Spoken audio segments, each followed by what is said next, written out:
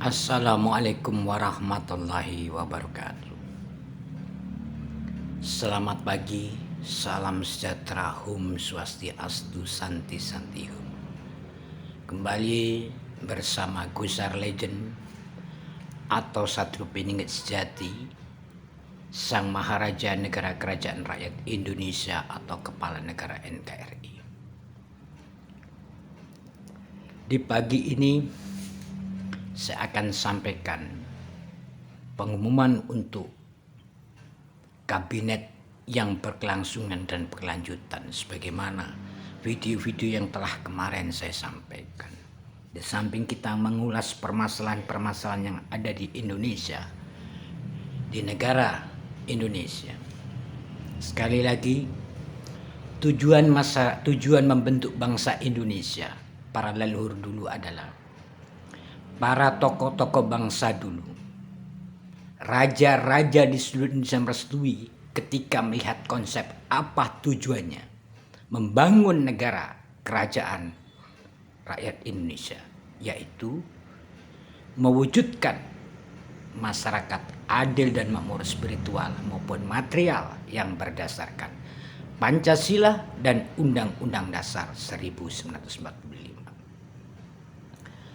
Terlepas Indonesia yang notabene dulu dari berbagai kerajaan yang ada di Indonesia, baik Siliwangi, Kerajaan Daha, Kerajaan Majapahit, Kerajaan Mataram dan sebagainya, Kerajaan Bone, Kerajaan Kesultanan Iskandar dan sebagainya, terus kerajaan di Palembang, Sriwijaya dan sebagainya. Nampak jelas bahwa seluruh aset-aset kekayaan kerajaan itu kebanyakan juga ada di Belanda, di Inggris, bahkan ada di Jepang, di luar negeri. Pertanyaannya sepele. Aset-aset berupa pedang, emas, mahkota dan sebagainya, apakah itu dibeli? Apakah diambil paksa oleh negara-negara tersebut? Itu yang jadi pertanyaan. Ataukah dijual oleh pegawai atau orang-orang penting di Indonesia, sehingga benda-benda tersebut ada di negara-negara lain.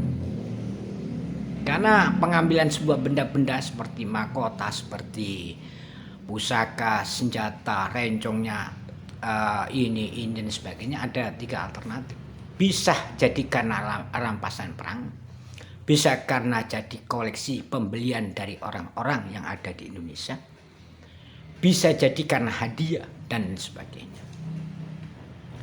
Yang saya teliti dari beberapa museum di Belanda itu ada senjata-senjata para kerajaan Nusantara zaman dulu. Oleh karena itu sudah sewajarnya bangsa Indonesia itu merapatkan kembali, mewujudkan kembali ideologi kebangsaan dan kenegaraan sebagaimana untuk membentuknya negara dulu, yaitu mencapai masyarakat adil dan makmur spiritual material yang berdasarkan Pancasila.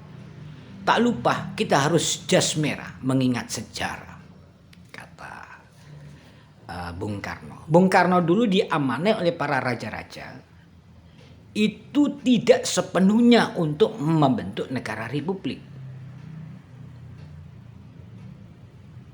Tapi karena Bung Karno diculik oleh para pejuang-pejuang, disuruh mengumumkan sebuah republik. Nah, pertanyaannya sepele.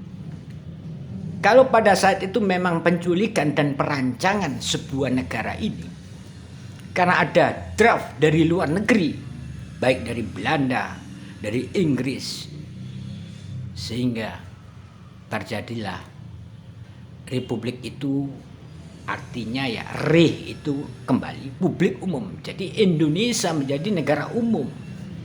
Kalau bentuk negaranya umum, jadi siapa saja boleh mendudukin, boleh kaya, boleh mengatur. Nah, sementara kalau sebuah kerajaan punya idealis sendiri, komitmen tersendiri dengan bangsa dan negara, Oleh karena itu, mari seluruh bangsa Indonesia kita sadar, seluruh rakyat Indonesia, seluruh aparatur negara, seluruh pejabat, seluruh politisi, kita sadar, kita kembali ke NKRI, Negara Kerajaan Rakyat Indonesia, yang notabene kerajaan-kerajaan maju seperti Saudi Arabia, Inggris, itu bukan berarti tidak ada kepala pemerintahan, ada kepala pemerintahan. Jadi sebuah negara itu harus mempunyai decision maker, satu panutan yang bisa dijadikan tolak ukur sebuah bangsa dan negara. Oke lah kalau Anda kurang sepakat dengan saya sebagai maharajanya, tidak apa-apa. Tapi yang jelas saya punya komitmen untuk tetap mewujudkan masyarakat adil dan makmur spiritual material yang berdasarkan Pancasila dan Undang-Undang Dasar 1945 yang murni dari tujuan pembentukan bangsa Indonesia, yaitu mencapai masyarakat adil dan makmur spiritual material. Terlepas permasalahan itu semua, karena kita mengingat dan melihat perlunya pembentukan kabinet. Sebagaimana pegawai negeri di Indonesia ini tahun 2000 PNS ya, tahun 2001 itu sekitar 3.995.634 orang. Belum yang honorer kurang lebih sekitar 410.000 orang, kurang lebih segitu ya. Nah tahun 2002 itu menginjak akhir itu kurang lebih jumlah pegawai negeri 4.168.118 orangan yang aktif.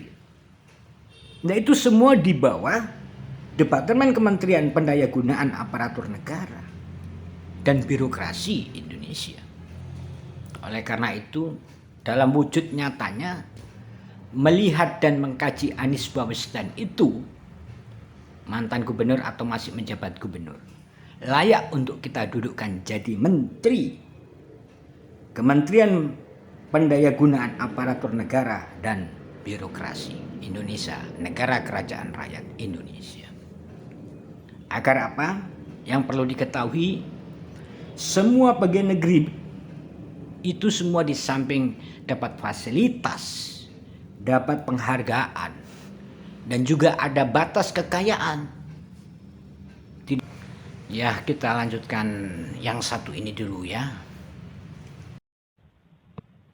Sudah waktunya negara Indonesia menjadi negara kerajaan, yaitu NKRI, berarti Negara Kerajaan Rakyat Indonesia dengan Maharajanya Gus Harlejen atau Satrio Piningit Sejati atau Nanang Haryadi untuk kita umumkan pada dunia mulai sekarang, juga kita kukuhkan beliaulah Maharajanya.